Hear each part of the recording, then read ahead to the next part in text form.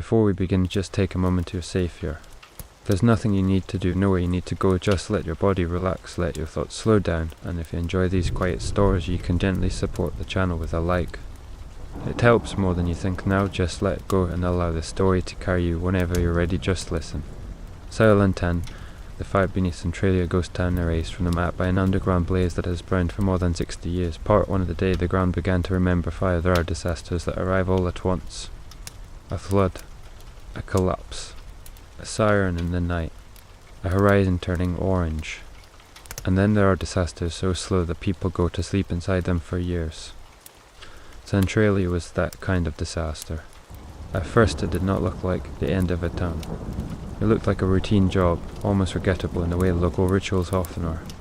In May 1962, a fire began in or near the town landfill at Centralia, Pennsylvania, and somehow found its way into the old anthracite mine workings beneath the borough.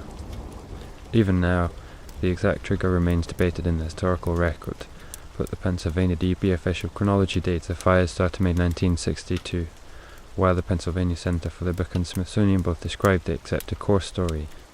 A dump fire in an abandoned strip mine area ignited the coal seam below. That is the first reason the story is so haunting. It did not begin with war. It did not begin with sabotage proven in court. It did not begin with an earthquake or a storm. It began with something ordinary enough to be repeated from previous years. A clean-up fire. A local decision. A bit of smoke where smoke had been seen before. And beneath the ordinary act was a labyrinth of abandoned mines, exposed coal, broken barriers, old voids, and the kind of buried industrial memory that small mining towns carry under their streets long after the last great boom has passed. The Pennsylvania Center for the Book notes that Centralia's fire began at the garbage dump in May 1962 and spread into the mines below. The later catastrophe unfolded because the town had been built up of a huge network of old coal workings. Before the fire, Centralia was not yet a legend. It was a Pennsylvania mining town with the ordinary pride and winds of mining towns. Coal had shaped its history since the 19th century. The first mines opened in the 1850s. The borough was incorporated in 1866, and by the late 19th century, Centralia had become a proper anthracite community with churches, businesses, saloons, theatres, rail links, and a population that once reached into the thousands. At its height, it was not a dead place waiting to become a curiosity. It was alive in the way labour towns are alive, hard, close-knit, ethnic, church-bound, and built around the rhythms of underground work. Imagine the town before the fire became its identity. Front porches, shift whistles, children walking roads that curled over bird seams, miners coming home blackened with dust, church bells over a valley that seemed fixed in time. No one looking at Centralia in its stronger years would have guessed that the place would one day survive mostly as cracks, warnings, steam, and memory. And that is what makes the mine fire feel so cruel. It did not destroy Centralia in one spectacular moment that would at least have given the town a clean ending. It hollowed it out by degrees. The Pennsylvania DEP says that from 1962 to 1978, state and federal authorities spent $3.03 million trying to control the fire with limited results. By 1983, one federal study estimated it would take $663 million to extinguish it, and even that did not promise a simple, certain victory. That is when the scale of the nightmare begins to reveal itself. A house fire can be fought. A forest fire can be tracked. A burning building gives you walls, doors, roofs, a visible enemy. But an underground coal seam fire is different. It feeds on what you cannot fully reach. Smithsonian described the Centralia fire as an inferno spreading through a honeycomb of mines, burning at depths of up to 300 feet, venting poisonous gases, heating the surface, and creating collapse hazards.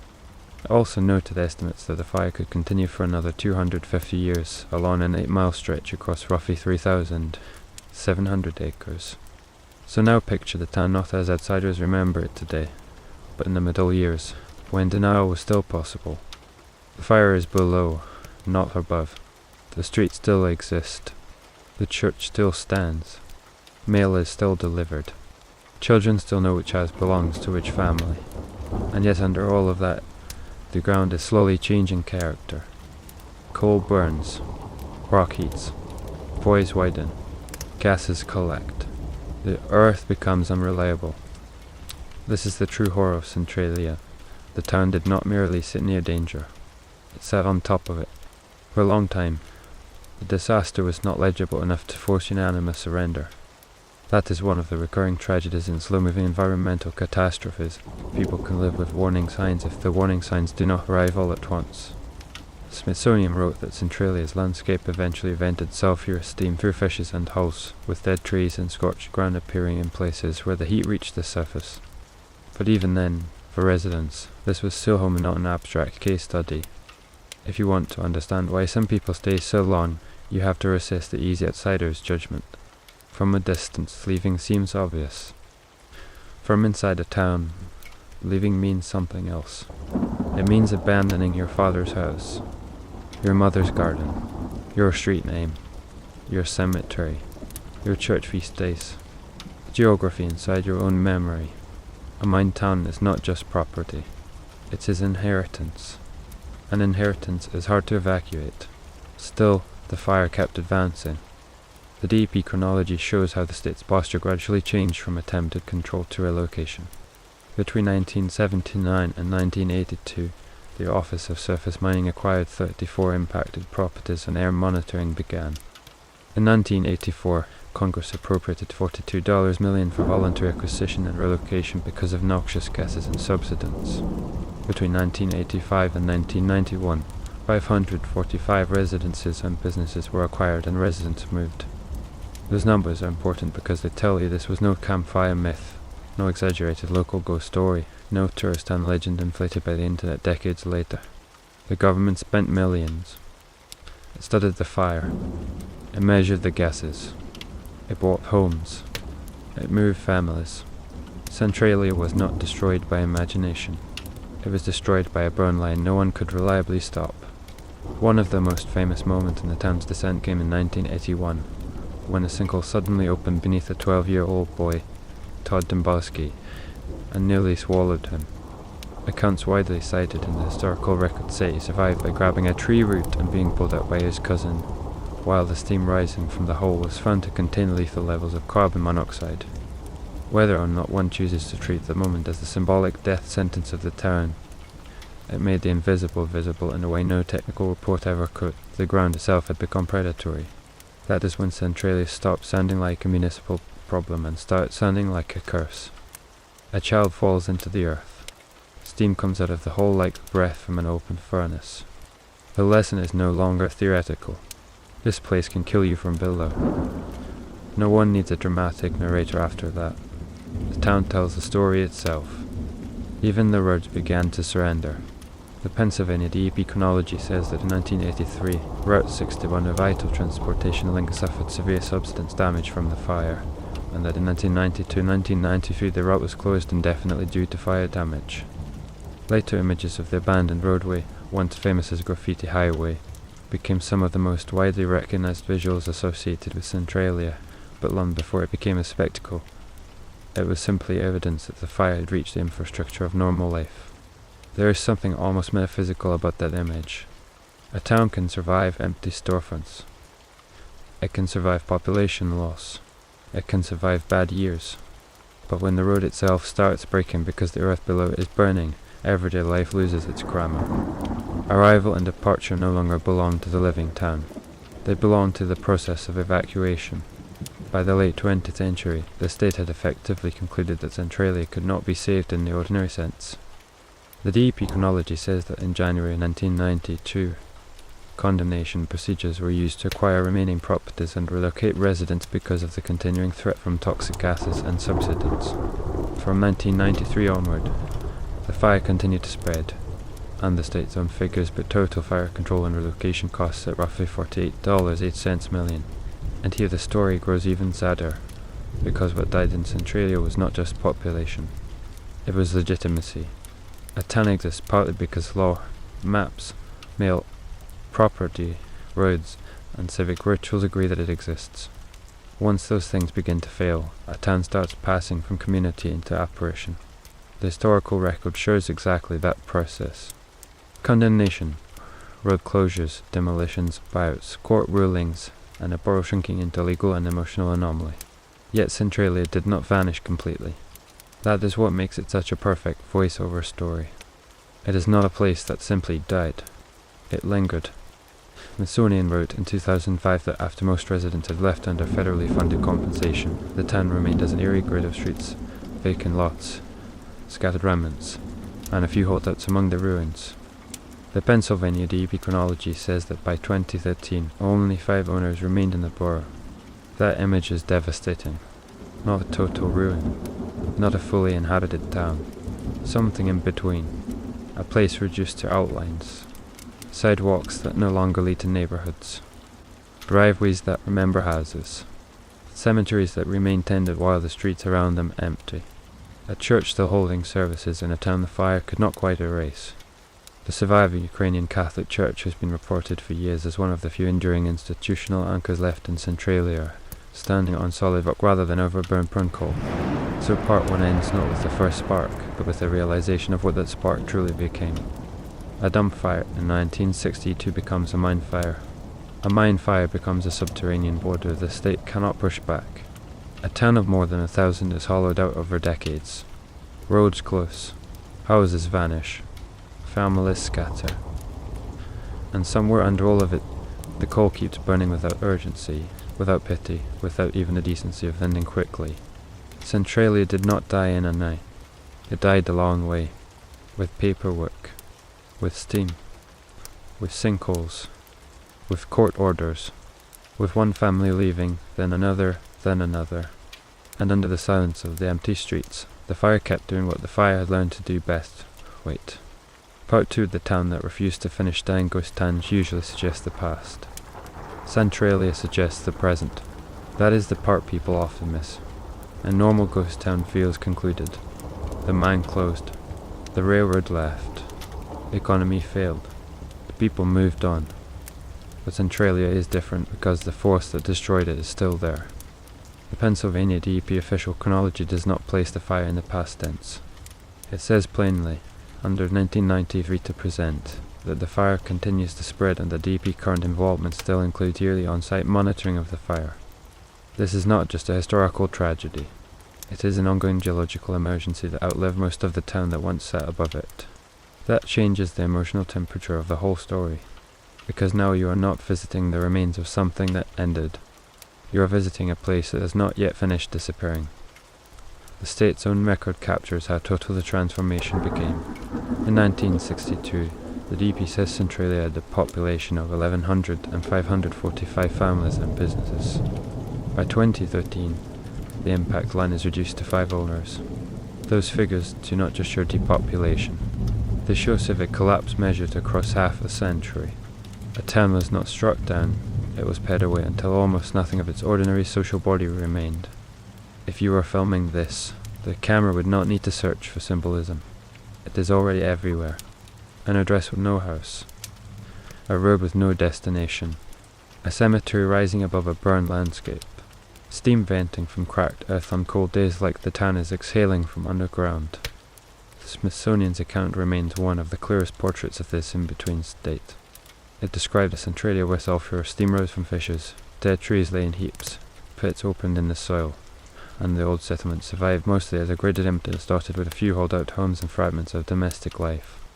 It is one of the rare landscapes in America where environmental catastrophe and emotional stubbornness became visible at the same time, and the holdouts matter, because without them Centralia would be easier to narrate.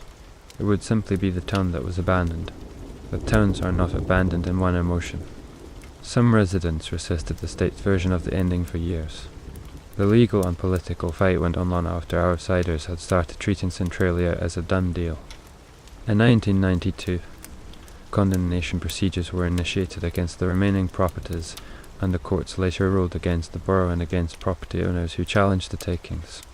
The DEP chronology traces those defeats to county court decisions in 1993-1994 and Pennsylvania Supreme Court rulings in 1995. Even then, the story did not close neatly. In 2013, state and local officials reached an agreement with the remaining residents allowing them to stay in their homes for as long as they lived, after which the properties would pass through eminent domain. That settlement was widely reported at the time, and it gave Centralia one last layer of tragic dignity. The town could not be saved. but some of the people who refused to leave it would not be forced out in their final years. That arrangement is one of the saddest details in the entire case. It is not a victory. It is not really a defeat either. It is a life sentence disguised as mercy. Stay until you die. Then the state gets the house. Then the map loses another piece of memory. That is a strange way for a town to continue existing, and not as a living municipality in the ordinary sense, but as a shrinking legal interval attached to the lifespan of the last people who remember it as home. Even the postal system eventually gave up on the old identity. Centralia's ONTIP code, 17,927, was discontinued in 2002, and the place increasingly became less a functioning town than a recognized remainder. It still exists as a borough in technical terms, but in cultural terms Centralia now lives mostly as an absence, a warning, and a story people travel toward because destruction can become a form of magnetism. That is another cruelty of environmental disaster. After enough time, ruin becomes tourism. People come with cameras. They want smoke fence, warning signs, the old highway, the silence, the idea of apocalypse made legible. They want the town as mood. But for the people who lived there, Centralia was not atmosphere. It was schedules, marriages, arguments, church suppers, school routes, relatives in nearby cemeteries, and an address that used to mean something stable. This is why the word ghost town is too neat for Centralia. A ghost town sounds passive, as their life simply drained away. Centralia was forced out of itself. The state did not buy out 545 residences and businesses because people lost interest in living there. They did so because the fire underneath the borough produced toxic gases, subsidence, and a risk profile that made ordinary civic life impossible. Even Route 61, one of the town's main physical links to the wider world, was eventually closed because the earth below it could no longer be trusted. And still the fire burns. That sentence is doing much of the emotional work here, because it makes the whole story feel wrong in a way ordinary ruins do not. The Smithsonian article estimated the burn could continue for another 250 years, and that estimate whether it changes with modelling or not captures the essential truth that the fire's timescale is almost inhuman. It does not care about elections, property deeds, childhood, or grief. It is operating on the timetable of fuel, oxygen pathways, fracture, scene geometry, and underground persistence. Human life cannot negotiate with that. Families can wait out a flood. Cities can rebuild after fire. Communities can return after storms. But how do you return to a place when the thing destroying it is under your feet and may continue for generations after your grandchildren are gone? This is where Centralia starts to feel almost mythic, like one of those old cautionary tales in which a town offends the earth and the earth answers slowly. Except in Centralia's case the truth is more modern and therefore more unsettling. This was not a curse. It was a collision of coal mining, abandoned workings, exposed seams, incomplete barriers, and human underestimation. The Pennsylvania Center for the Bird notes the mine fire origin in the dump area.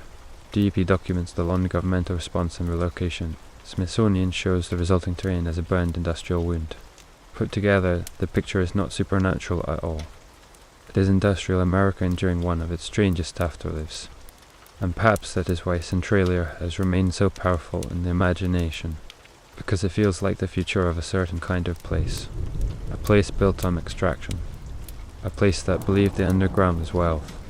A place that inherited beneath its homes and churches the unfinished consequences of that wealth. Then one day the underground answered back, not with a single collapse, with decades of warning. There is also something uniquely American about how the story unfolded. Not in the sense that underground coal fires exist only in the United States. The Smithsonian points out that such fires exist all over the world, from Pennsylvania to China and India, but in the way Centralia combined labor history, environmental damage, federal spending, legal resistance, private property, and cultural myth into one long, slow implosion. It is a story about energy, but also about belonging, about whether a town can survive once its geology turns against it, about whether home is still home when the state starts measuring the air and pricing relocation. And the answer, Centralia suggests, is complicated. A town can survive on paper after it has stopped surviving in the ordinary sense. A church can survive when blocks around it vanish. A few residents can remain after the zip code dies. Cemeteries can stay maintained while neighborhoods dissolve. That is not life exactly. But it is not clean extinction either. It is something stranger, persistence inside erasure. Even now, if you describe Centralia too simply, you miss the moral force of the story. It is tempting to treat it as a weird roadside curiosity, the burning town, the abandoned highway, the inspiration people like to connect to horror fiction. But the real emotional centre is not the spectacle. It is the slowness. It is the fact that people had to decide year by year whether to believe the danger, whether to trust officials, whether to hold on to family property, whether to leave before the ground made the decision for them. That is why the title Silent Town fits so well. Because Centralia's silence is layered.